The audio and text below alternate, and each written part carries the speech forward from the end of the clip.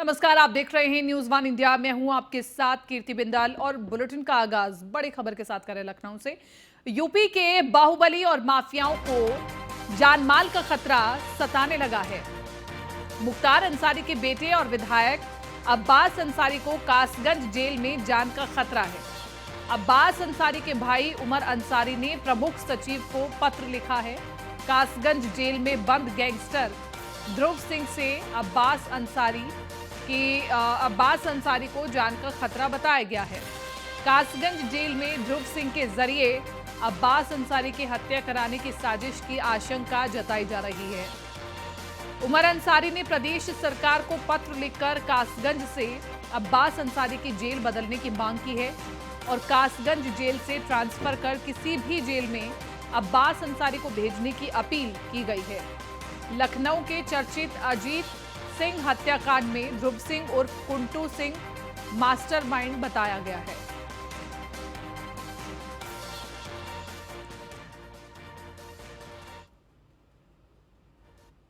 हमारे साथ Brijesh Srivastava associate editor बने हुए ज्यादा जानकारी के साथ। ब्रिजेश जी, यहां पर कहा जा रहा है कि मुख्तार अंसारी के बेटे अब्बास अंसारी को जेल में ही खतरा अब लगने लगा है और उसके पीछे कहा जा रहा है कि ध्रुव सिंह से खतरा बताया जा रहा है। हम इस पूरी खबर को समझना चाहते हैं कि क्या वाकई ही ऐसी परिस्थितियां बन सकती हैं? कीर्ति, सबसे बड़ी बात यह है कि अब माफिया मुख्तार के बेटे अब्बास अंसारी को भी अपनी मौत का डर सताने लगा है। ये वो माफिया का परिवार है जिससे हर कोई खौफ खाता था, आम इंसान खौफ खाता था, उनका नाम लेने से भी डरता था। लेकिन आज वही माफिया मुख्तार अंसारी का परिवार खुद दहशत में है। उन्हें डर सता रहा है अपनी जान का। अब्बास अंसारी को चित्रकूट की जेल से कासगंज की जेल में ट्रांसफर किया गया और कासगंज की जेल में पहले से ही ध्रुव सिंह और कुंटू सिंह जो है वहां पर बंद है। दरअसल कुंटू सिंह और माफिया मुख्तार अंसारी के बीच में गैंगवार बहुत पुराना है। इससे पहले दोनों के बीच में अदावत जग जाहिर थी। कई बार कुंटू सिंह और मुख्तार अंसारी के बीच में गैंगवार भी हुआ था।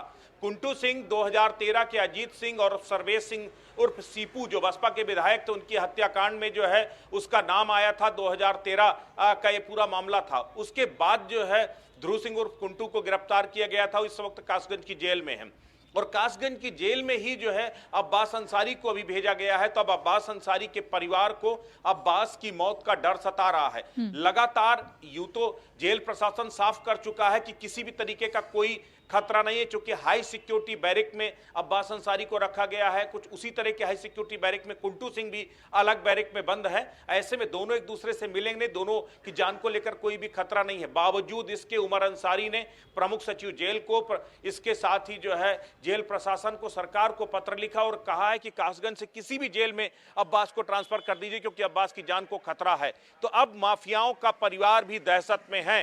वो माफिया जिसके नाम से कभी जो है लोग खौफ खाया करते थे, आज वही माफिया का परिवार डरा हुआ है। आपको याद होगा माफिया मुख्तार अंसारी को भी जब पंजाब के रोपड़ जेल से बांदा जेल लाया जा रहा था, तब उसने भी अपनी जान की भीख मांगी थी। उसे भी अपनी जान का डर सता रहा था। लगातार वो कह रहा था कि बांदा सुरक्षित नहीं पहुंच पाऊंगा, मुझे जान से मार दिया जाएगा। लेकिन आखिरकार मुख्तार अंसारी इस समय बांदा जेल में है। अब्बास को चित्रकूट की जेल से कासगंज की जेल में ट्रांसफर किया गया है और वहां पर उसे अपनी मौत का डर सताने लगा है। तो अपने आप में यह बड़ी खबर है। उमर अंसारी लगातार कह रहे हैं कि मेरे भाई की जान को खतरा है, उनकी जान की हिफाजत की जाए, उनकी जेल ट्रांसफर की जाए। चलिए, ठीक है।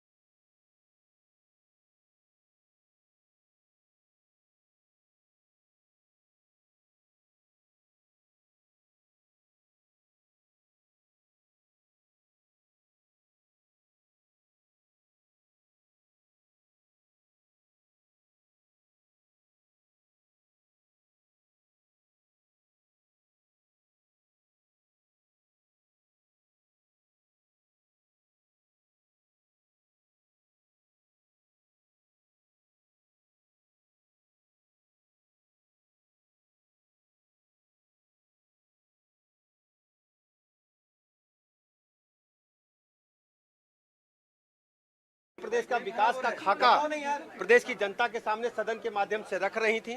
जिस ढंग से शोर शराबा किया गया काफी दुखद है। प्रदेश की जनता समाजवादी पार्टी को इनके कुकृत्यों के कारण कभी माफ नहीं करेगी। अखिलेश यादव ने आज कहा कि योगी आदित्यनाथ बाहरी है, इसलिए देखिए, नहीं कराना चाहिए। हमारी सरकार लगातार प्रदेश के चतुर्मुखी विकास के लिए, इंफ्रास्ट्रक्चर को मजबूती देने के लिए, लॉ एंड ऑर्डर को मजबूत करने के लिए काम कर रही है। आज प्रदेश में जो नैरेटिव था बदल चुका है, विमर्श बदल चुका है। आज प्रदेश को सर्वाधिक एक्सप्रेसवेज वाला प्रदेश, सर्वाधिक बिजली देने वाला प्रदेश, बेसिक शिक्षा के सभी स्कूल हमारे कायाकल्प योजना में व्यवस्थित ढंग से चल रहे हैं। पंचायत भवन डीएम कार्यालय से बेहतर बने हैं पूरे प्रदेश में। मैं कह सकता हूं प्रदेश में इस समय आर्थिक मोर्चे पर नंबर 1 लाने के लिए पूरे राष्ट्र में काम चल रहा है और उत्तर प्रदेश तेजी के साथ बढ़ता हुआ प्रदेश है। उत्तर प्रदेश के लोगों में जुनून है और हम उनके जुनून को सैल्यूट करते हैं। समाजवादी और वहीं सत्र के बाद उप मुख्यमंत्री केशव प्रसाद मौर्य ने सपा के प्रदर्शन पर सरकार की कामकाज पर क्या प्रतिक्रिया दी है, आपको सुनवाते हैं। आज महामहिम राज्यपाल जी के अभिभाषण के दौरान हंगामा था, उसकी मैं कड़ी आलोचना करता हूँ।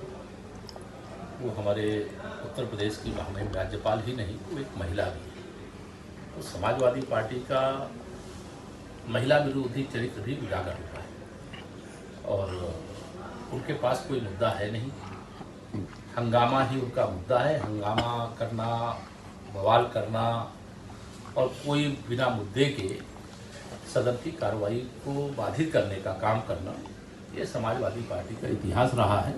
इसीलिए समाजवादी पार्टी समाप्तवादी पार्टी बनने के लिए हाजिर है। नेता प्रतिपक्ष अखिलेश यादव की प्रतिक्रिया भी आपको सुनवा देते हैं। आपने बाहरी की बात की है कि योगी आदित्यनाथ जी बाहरी से जनगणना। देखिए, समाजवादी पार्टी इस पक्ष में जाति जनगणना हो, बहुत सारे दल इस पक्ष में हैं कि जाति जनगणना हो। न केवल प्रदेश में, देश में बहुत सारे दल हैं जो ये चाहते हैं जाति जनगणना हो और बिहार ने एक उदाहरण पेश किया है। हालांकि समाजवादियों की सरकार बनी होती तो उत्तर प्रदेश में अभी तक जाति जनगणना हो गई होती। ये बीजेपी वाले अंधे हैं क्या या बहरे हैं? नेताजी से लेकर के जितने भी दक्षिण भारत के नेता थे, सदन में जिस समय जनगणना शुरू होने जा रही थी उस समय इस बात को रखा गया था और उस समय की सरकार ने स्वीकार किया था कि जाति जनगणना कराएंगे। जाति जनगणना हुई, लेकिन उसके आंकड़े आज तक जनता के सामने या किसी के सामने नहीं आए। फिर एक बार जनगणना शुरू होने जा रही है, हमारी मांग है और अगर दिल्ली सरकार नहीं करती है तो प्रदेश स्तर पर इसकी जनगणना होनी चाहिए। उत्तर प्रदेश विधानसभा के बजट सत्र की शुरुआत हो गई है। हालांकि सत्र का पहले के दिन ही हंगामेदार रहा और वहीं बजट सत्र शुरू होने के बाद आम जनता और व्यापारियों की क्या राय है, आपको सुनवाते हैं। समथिंग इस बार सरकार 23 लाख करोड़ का बजट हम लोगों के बीच रखेगी। विपक्ष का काम ही है कि पक्ष की निर्दयता को गिराना, क्योंकि पता कैसे चलेगा कि विपक्ष है। इसलिए जो बजट पेश होगा, अभी आपने देखा होगा कि इस बार उत्तर प्रदेश की सरकार और केंद्र सरकार सभी लोगों ने मिलकर यूपी में जो यूपी इन्वेस्ट समिति चालू करी है, उसमें लोगों को रोजगार का इतना मौका मिलेगा। जो लोग हमारे यहाँ अच्छी जगह पढ़ाई करके बाहर विदेशों में नौकरी करने जाते थे, उनको इस बार सुनहरा अवसर मिलेगा। 23 करोड़ का बजट आ रहा है और विपक्षियों का काम यह है आवाज उठाना। इनका काम ही यही है कि माननीय मुख्यमंत्री योगी आदित्यनाथ जी कोई भी काम करेंगे अच्छा, उस पर अंकुश लगाना, उसको रोक लगाना। चाहे वो कोई भी मामला हो, शहर के अंदर कोई मामला आ जाए, प्रदेश में मामला आ जाए, इनको तो उंगली उठाना है। विपक्ष के पास कोई मुद्दा ही नहीं है, विपक्ष मुद्दाहीन है, इसलिए ये सब हंगामे कर रही है। हंगामा कोई सलूशन नहीं। आप तो एक विधायक हैं, आपका नैतिक जिम्मेदारी है, पहले आप बजट को देखिए। बजट में कमताई हो तो अब आप जो है इस तरीके के उद्यम कर सकते हैं, पर बजट अगर देखें ये समय को केवल बर्बाद करना और देश का खर्चे को आप लोग बढ़ावा दे रहे हैं और कुछ नहीं कर रहे हैं। चुनाव को ध्यान तो रखा ही गया है, लेकिन इसके साथ ही साथ बजट मध्यम वर्ग के लिए और मध्यम वर्ग का जो व्यापारी वर्ग है उसको हित को ध्यान में रखते हुए बनाया गया है। तमाम छोटी छोटी राहतें उसको इसलिए दी गई हैं ताकि उसका व्यापार बढ़े। यही चाहिए व्यापारी आदमी जो भी बजट आए व्यापार को ध्यान में रख के आए, ताकि हर व्यापारी और ग्राहक का फायदा हो और जो रेट है वो रिजनेबल हो, ज़्यादा बढ़ाया ना जाए, जिससे कि मार्केट पे या व्यापारियों पे या ग्राहक पर असर पड़े।